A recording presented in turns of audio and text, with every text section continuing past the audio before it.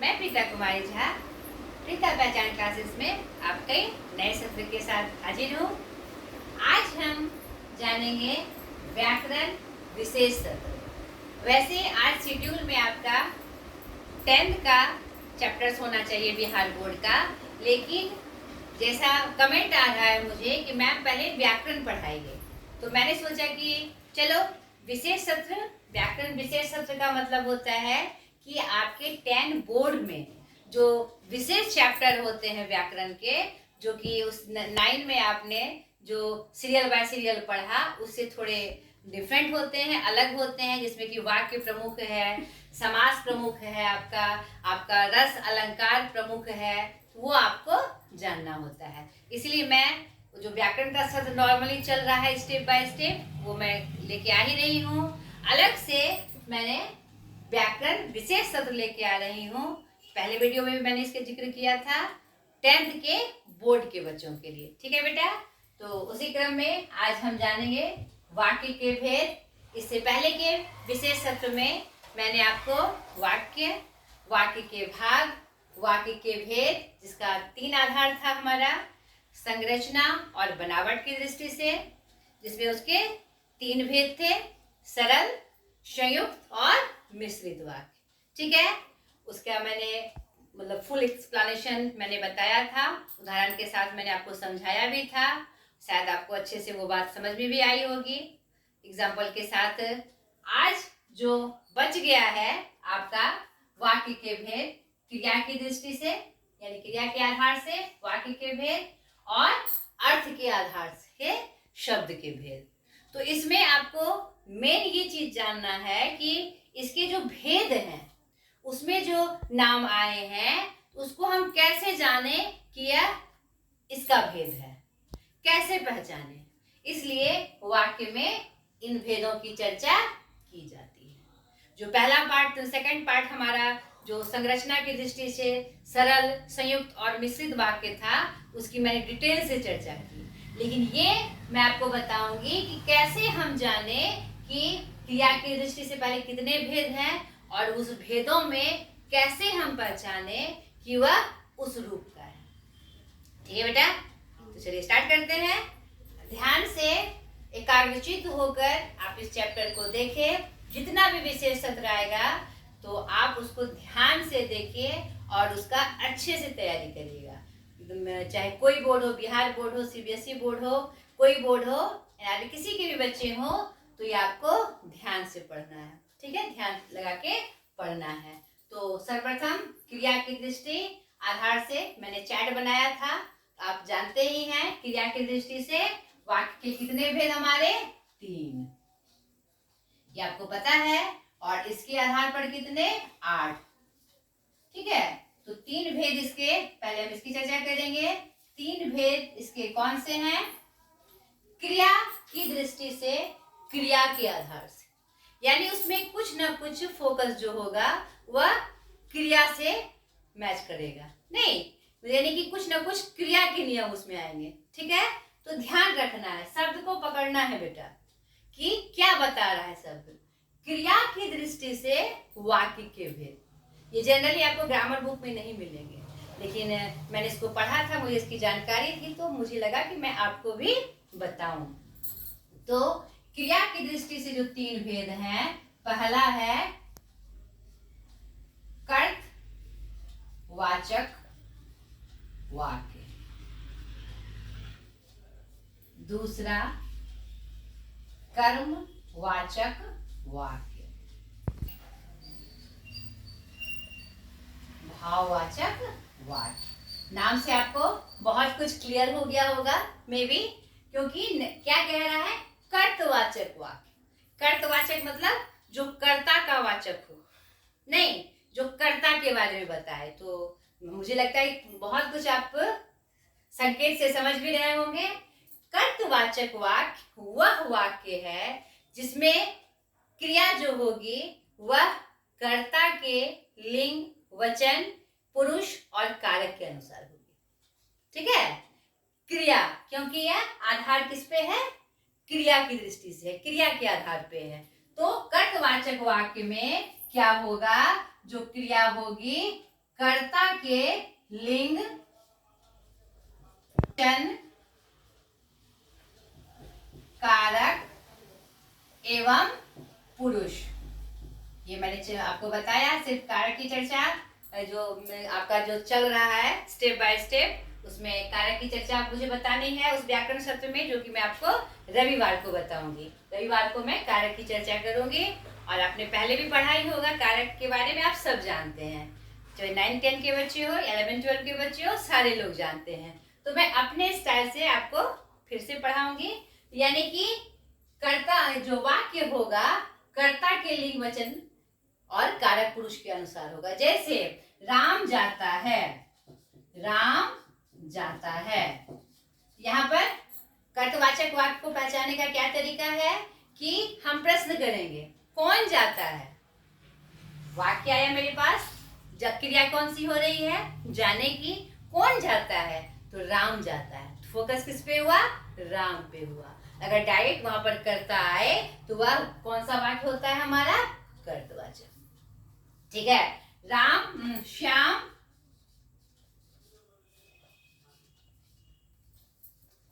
विद्यालय आ रहा है। इसमें भी देखिए किसके अनुसार हो रहा है वाक्य हमारा, और मैंने क्या बोला, उसका लिंग वचन कारक पुरुष क्रिया किसके अनुसार होगी, कर्ता के अनुसार। श्याम विद्यालय से आ रहा है, नहीं, यहाँ वचन में भी देखिए एक वचन है, क्योंकि यहाँ श्याम व्यक्तिवाचक एक वचन के रूप में है, और रहा है लड़का है वो, तो लिंग भी किसके अनुसार है हमारा, श्याम के अनुसार है। दोनों वाक्य में देखिए जाता है यानी राम पुल्लिंग है, तो उसके अनुसार वाक्य आया है, क्रिया उसी के अनुसार हुई है। लिंग वचन समझ गए। कारक जैसे से, विद्यालय से, तो किसके आधार पे, किसको डिनोट कर रहा है, कर्ता को डिनोट कर रहा है। ठीक है बेटा। अब पुरुष एक वचन, द्विवचन, बहुवचन होता है ना, इस हिंदी में तो एक वचन और बहुवचन होते हैं। तो यहाँ हम क्या देखते हैं कि एक वचन में ही यहाँ पर हो रहा है। आपको क्लियर हुआ इस बात का।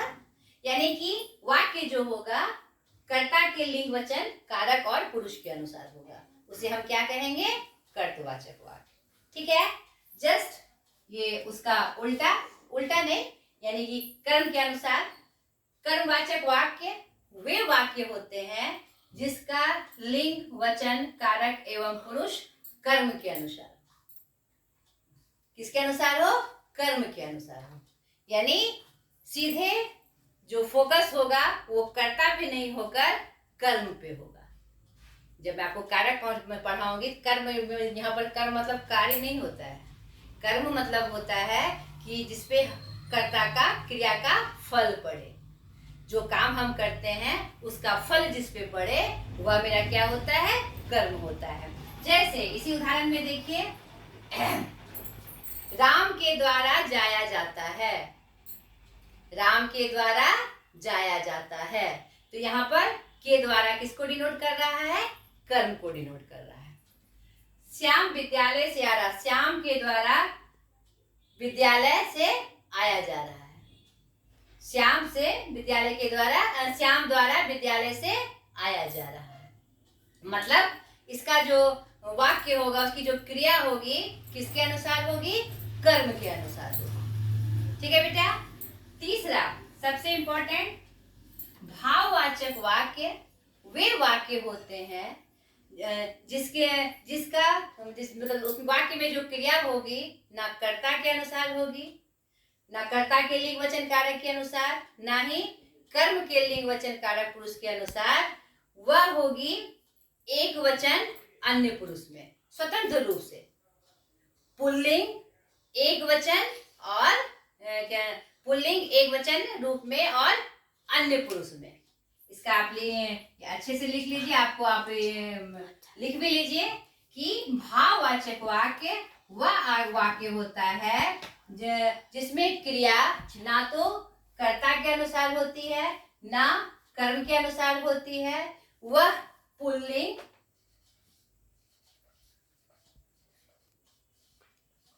पुल्लिंग एक वचन एवं अन्य पुरुष में होती है, अन्य पुरुष में होती है। ठीक है, स्वतंत्र रूप से, एक लाइन और जोड़ लीजिएगा, स्वतंत्र रूप से, स्वतंत्र रूप से भाववाचक वाक्य वह वाक्य है जिसमें क्रिया ना कर्ता के लिंग वचन कारक के अनुसार होगी, ना कर्म के लिंग वचन पुरुष कारक के अनुसार होगी, वह स्वतंत्र रूप से पुल्लिंग, एक वचन एवं अन्य पुरुष में होगी। ठीक है, इसमें भाव पता चले, उसका भाव पता चले। और इसमें एक संकेत पहचानने का और है, इसमें ना की बात होती है, ना। जैसे राम से चला नहीं जाता, राम से चला नहीं जाता है।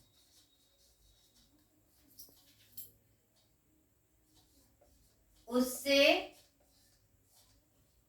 परिश्रम नहीं किया जाता है, परिश्रम नहीं किया जाता है। क्या देखा आपने? स्वतंत्र रूप से किसमें आया? वह पुल्लिंग में आया। सब में देखिए जाता है, जाता है, यानी क्या किस रूप का है? वो पुल्लिंग में है, स्त्रीलिंग में नहीं है। स्त्रीलिंग रहता तो क्या होता? जाति। समझना है बेटा इसको। स्वतंत्र रूप से वह पुल्लिंग में आया। और क्या आया? एक वचन में। राम एक का बोध कराता है, उससे एक का बोध कराता है। यहाँ में उन लोगों नहीं है, नहीं है ना? तो यहाँ पर ध्यान रखना है कि भाववाचक वाक्य जो होंगे वह पुल्लिंग होंगे, एक वचन होंगे और अन्य पुरुष में होंगे। अन्य पुरुष यानी वह या फिर किसी का नाम, जो हम लोग इंग्लिश में क्या जानते हैं? Third person. अन्य पुरुष क्या होते हैं? Third person. He, she, it, they, जानते हैं ना हम लोग? उसी तरह वह, लड़का, लड़की और वे या फिर नाम। ठीक है, ये समझ गए होंगे, आशा करती हूँ आप ये समझ गए होंगे। अब हम जानेंगे अर्थ के आधार पर शब्द के भेद। ये आपको क्रिया की दृष्टि से जो वाक्य प्रयोग होते हैं मैंने उसके बारे में बताया। ये आपका कंपटीशन एग्जाम में भी आता है बेटा, इसकी जानकारी आपको जरूर होनी चाहिए। हो सकता है कभी आपको कोई आपसे पूछ दे कि वाक्य के भेद के कितने आधार होते हैं, आपको जानकारी होनी चाहिए कि मुख्यतः 3 आधार होते हैं। तो जिसमें मैंने रचना बनावट बता दिया और आपको मैंने क्रिया की दृष्टि से बता दिया। अब हम चर्चा करेंगे अर्थ के आधार पे, जो कि 8 भेद में होते हैं। ये आसान है बेटा। जानेंगे अर्थ के आधार पर शब्द के भेद, जो कि 8 हैं। जिसका आपका वीडियो बड़ा ना हो, मैंने नाम लिख दिया है। अब उसको हम जानेंगे कि इसको हम कैसे पहचानें। ठीक है, आपके प्रश्न में आएगा, वाक्य दे देगा, यह कौन सा वाक्य है, अर्थ की दृष्टि से यह कौन सा वाक्य है। अगर आप इसको पहचानने, अगर आपने सीख लिया तो फिर आपको दिक्कत नहीं होगी। चाहे कोई भी वाक्य दे दे, अगर आप इसके आधार पर आप उसको पहचानना सीख गए तो फिर आपका जो उत्तर होगा वो गलत नहीं होगा। थोड़ा सा ध्यान देना है बेटा। तो इसके आधार पर 8 भेद हैं। विधानवाचक वाक्य, विधान मतलब जो है वही होना। ठीक है, यानी कि साधारण वाक्य। विधानवाचक मतलब, विधान मतलब क्या होता है? जिसका विधान है, यानी कुछ भी नकारात्मक नहीं, उल्टा नहीं, या उसमें कोई संकेत नहीं, उसमें कोई विशेष बात नहीं। ठीक है, जो विधान है वही। राम जाता है, सीता नाचती है, मोहन खेलता है, माँ खाना बनाती है, यानी जो हो रहा है वही दिख रहा है। तो विधानवाचक वो वाक्य है जिसमें जो क्रिया होगी वह साधारण अर्थ में होगी। ठीक है, जिसमें उसमें जो क्रिया होगी क्या होगी? साधारण अर्थ में होगी। उदाहरण मैंने बता दिया, जिसका जो विधान है वैसा वाक्य, जो है वही होना। ठीक है बेटा। दूसरा है निषेधवाचक। नाम से ही पता चल रहा है, आपके सामने कोई शब्द आए तो आप उसको तोड़ना सीखिए कि यह क्या बता रहा है, उस शब्द का क्या शाब्दिक अर्थ है। निषेधवाचक वाक्य, जिससे निषेध का बोध हो, ना का बोध हो, नकारात्मक बोध हो, नहीं, तो वैसे वाक्य निषेधवाचक वाक्य होते हैं जिसमें नकारात्मक बोध हो। राम विद्यालय नहीं जाएगा। सीता नहीं नाचेगी। वह घूमने नहीं जाएगा। यानी इसमें क्या भावना होगी? नो की भावना, नहीं की भावना। नहीं आएगा किसी न किसी रूप में, नकारात्मक रूप दिखाई पड़ेगा उसका। वैसे वाक्य क्या होते हैं हमारे?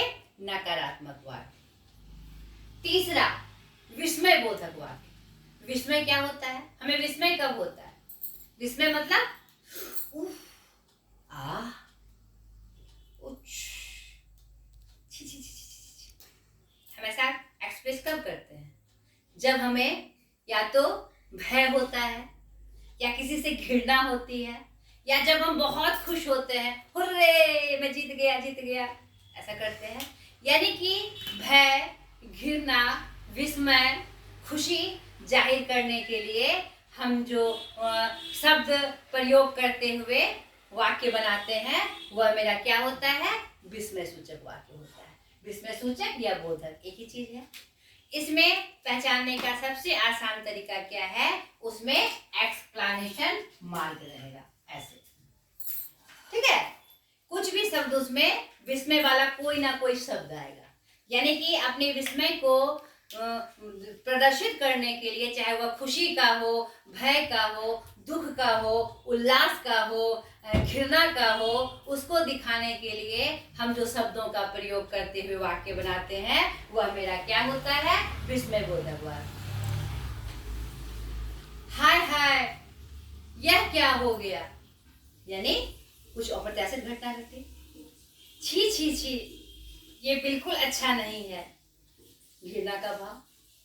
हुर्रे मैंने जीत लिया, हुर्रे शब्द आया, एक्सक्लेमेशन मार्क के साथ एक्सक्लेमेशन शब्द भी आया, विस्मय सूचक शब्द। ठीक है, तो विस्मय बोधक वाक्य वह वाक्य है जिससे भय, घृणा, उत्साह, खुशी का प्रदर्शन करते हुए वाक्य आए और उसमें वो शब्द भी आए। ठीक है बेटा। संदेहवाचक, संदेहवाचक यानी किसी का कार्य होने में, कोई कार्य होने में संदेह हो। ठीक है, तो इसको भी पहचानना बहुत आसान है। संदेहवाचक वाक्य वह वाक्य होते हैं जिसमें कार्य का होने में संदेह हो। तो मुख्यतः इसमें शायद, संभवतः, संभावना है, ऐसे संदेहवाचक शब्द आते हैं। इसको पहचानना भी आसान है। जैसे शायद वर्षा होगी, ठीक है, शायद वर्षा होगी। शायद राम के साथ मोहन भी स्टेशन आएगा। संभवतः जुलाई में यह काम पूरा हो जाएगा। संभावना है कि आज वर्षा हो। इन वाक्यों से आपको क्या पता चल रहा है? संदेह, निश्चित नहीं है, ऐसा निश्चित नहीं है। यहाँ पर संदेह प्रकट किया जा रहा है कि मे बी पॉसिबल, ऐसा हो सकता है। और उसमें कौन से शब्द आए? संदेहवाचक शब्द आए, शायद, संभवतः, संभावना। ठीक है बेटा, समझ गए? आज्ञावाचक वाक्य, आज्ञावाचक वाक्य में बच्चे कंफ्यूज करते हैं कि आज्ञा मतलब सिर्फ क्या सीधा समझ लेते हैं? आज्ञा देना, ऑर्डर देना, उसमें सिर्फ आदेश वाले वाक्य होंगे। लेकिन नहीं, मैं आपको बता दूं, आज्ञावाचक वाक्य वो वाक्य होते हैं जिसमें अनुमति, आज्ञा, आदेश का आदेश जैसा, मतलब कि जिसमें इस सब की भावना वाले वाक्य हो, उसको हम क्या कहते हैं? आज्ञावाचक वाक्य। यानी इसमें सिर्फ आज्ञा ही नहीं होगी, आज्ञा, आदेश, अनुमति, निवेदन। ठीक है बेटा, इसको आप याद रखिएगा। आज्ञा, आदेश, अनुमति, निवेदन सूचक वाक्य इसमें आपके आज्ञावाचक में आएंगे। आज्ञावाचक का मतलब ये नहीं कि सिर्फ आज्ञा सूचक वाक्य हो, उसमें ये आज्ञा, आदेश, अनुमति, निवेदन सूचक वाक्य आते हैं। वैसे वाक्य जिसमें आज्ञा, आदेश, अनुमति, निवेदन आदि प्रदर्शित हो, वे वाक्य मेरे क्या होते हैं? आज्ञावाचक वाक्य होते हैं। राम एक गिलास पानी लाओ, मैंने क्या किया? आदेश दिया। नहीं, कृपया मुझे छुट्टी देने की कृपा करें, मैंने क्या मांगा? आज्ञा मांगी। आज्ञा या अनुमति, ठीक है, उस नए शब्दों में प्रयोग होता है। कभी कभी अनुमति हम विशेष परिस्थिति में भी मानते हैं। निवेदन, नहीं, जैसे कृपया लगाकर या कुछ चीज के निवेदन के लिए आपसे निवेदन है कि यहाँ पर शोरगुल ना करे। निवेदन एक अनुमति होती है। जब किसी भी अधिकारी से हम अनुमति लेते हैं किसी विशेष पर्पस के लिए, वो तो अनुमति होती है। और निवेदन क्या होता है? किसी भी परिस्थिति को सामान्य बनाने के लिए या फिर कोई विशेष काम निकालने के लिए हम किसी से भी निवेदन कर सकते हैं। कृपया सड़क जाम ना करे, तो ये मेरा क्या है? निवेदन कहिए, विनती कहिए उसको। तो ये सब सूचक जो वाक्य आएंगे वह किस में आएंगे? हमारे आज्ञावाचक में, ठीक है। नेक्स्ट है संकेतवाचक। संकेत यानी किसी ना किसी का संकेत मिले, शर्त हो वहां पर। यहाँ पर एक चीज याद रखना है, संकेतवाचक वाक्य में शर्त होंगे, कोई ना कोई शर्त होंगे, तभी वो काम पूरा होगा। नहीं, जैसे मैं कहूं कि मैं कहूं तो सीता नाचेगी, यहाँ पर शर्त है। नहीं, मैं कहूंगी तो सीता नाचेगी, ठीक है। अगर माँ इजाजत दे दे तो मैं घूमने जाऊंगी, शर्त क्या है? अगर माँ इजाजत दे दे। समझ में आया? तो यहाँ पर संकेत भी है और शर्त भी है। संकेत क्या हो रहा है? अगर माँ इजाजत दे दे, दोनों अर्थ में इसका प्रयोग हो रहा है। यहाँ पर आपको शर्त, कंडीशन और संकेत दोनों ध्यान में रखना है। इस तरह के वाक्य, किसी चीज का हम संकेत करते हो कि शायद ऐसा हो, शायद ऐसा हो। आप कहिएगा कि यहाँ पर शायद लगा है मैम, तो ये आपका संदेहवाचक है, लेकिन किस अर्थ में लगा है? संकेत करने के अर्थ में हम लगा रहे हैं, ठीक है। तो आपको यहाँ पर ध्यान देना है। और इसमें मेनली कंडीशन होते हैं, शर्त होती है। वैसे वाक्य जिसमें किसी चीज का संकेत हो या शर्त हो, उस तरह के वाक्य क्या कहलाते हैं? संकेत सूचक वाक्य कहलाते हैं। अगर क्या कहते हैं, अगर मुझे पैसे हो जाए तो एक मैं बड़ा मंदिर बना लूं। नहीं, तो मंदिर बनाने की शर्त क्या है? अगर मेरे पास पैसे हो। मैं ये संकेत कर रही हूँ, ठीक है बेटा। नेक्स्ट है इच्छावाचक वाक्य। इच्छा क्या होता है? हम कोई कामना करते हैं किसी के लिए या किसी को बधाई देते हैं। कामना या बधाई, हम क्या करते हैं? कामना, इसमें आपको ध्यान रखना है, कामना या बधाई। जन्मदिन की हार्दिक शुभकामनाएं बोलते हैं ना, वाक्य में प्रयोग करते हैं। किसी को जब हम बर्थडे का विश करते हैं तो क्या कहते हैं? जन्मदिन की हार्दिक शुभकामनाएं। नहीं, या फिर हम इच्छा जाहिर करते हैं कि आपका मन पूरा हो, आपने जो इच्छा की है उसकी पूर्ति हो, आपका मनचाहा फल आपको मिल जाए। ये हम क्या दिखाते हैं? इच्छा दिखाते हैं अपनी, दिखाते हैं ना। जन्मदिन की शुभकामना, ये मेरी इच्छा हुई कि मैं उसको बधाई दूं, ठीक है, ये मेरी इच्छा जगती है। तो ऐसे सूचक वाक्य क्या होते हैं? हमारे इच्छावाचक। वैसे वाक्य जिसमें हमारी इच्छा, कामना या बधाई प्रदर्शित हो, वो वाक्य कौन से वाक्य होते हैं? इच्छावाचक वाक्य। लास्ट, सबसे आसान, प्रश्नवाचक। सभी समझ रहे हैं? जिस वाक्य में प्रश्न पूछा जाए, प्रश्नवाचक शब्दों का प्रयोग करते हुए जिसमें प्रश्न पूछा जाए, और इसमें इसके अंत में क्या होता है? प्रश्नवाचक चिन्ह होता है। जैसे इसमें सूचक शब्द में एक्सक्लेमेशन मार्क लगता था, इसमें क्वेश्चन मार्क लगता है अंत में। इसमें एक्सक्लेमेशन मार्क के साथ, शब्द के साथ, और इसमें क्वेश्चन के अंत में। बीच में भी कभी कभी लगता है कौन आया, नहीं, तुम किधर जा रहे हो, आपका क्या नाम है, आपका क्या नाम है, आदि आदि। प्रश्न सूचक शब्द में जब हम वाक्य का प्रयोग करते हैं तो वह मेरा क्या होता है? प्रश्नवाचक। वैसे वाक्य जिसमें प्रश्न हो, वैसे वाक्य प्रश्नवाचक वाक्य कहलाते हैं, ठीक है बेटा। तो आशा करती हूँ आपको वाक्य पूरी तरह से समझ में आए होंगे। और जिसने भी वाक्य का वीडियो नहीं देखा है, पिछला वीडियो जरूर देख ले, क्योंकि उसमें पहले और सेकंड पार्ट 1 पार्ट 2 में मैंने विस्तार से वाक्य के बारे में बताया है। उसके अंग भी बताए हैं, आधार बताए हैं, क्लासिफिकेशन वर्गीकरण जिसको बोलते हैं, और फिर अलग अलग उसके आधार का जो अलग अलग भेद था मैंने उसकी चर्चा की उदाहरण के साथ। और ये आपके लिए बहुत इंपॉर्टेंट चैप्टर है बेटा, इससे प्रश्न आते ही आते हैं। ठीक है, किस तरह के प्रश्न आएंगे वो भी मैंने आपको समझाया, कैसे आएंगे वो भी मैंने समझाया। कोई वाक्य दे देगा आपको, कहेगा ये कौन सा वाक्य है, ये किस दृष्टि से है, अर्थ की दृष्टि से है कि बनावट की दृष्टि से है, नहीं, या फिर क्रिया की दृष्टि से है। तो आपको संपूर्ण जो वीडियो है वाक्य का, जो कि 3 पार्ट में हमने बनाया है, आपको उसको कंसीडर कर लेना है। ठीक है बेटा, आज तक के लिए इतना ही, बाय।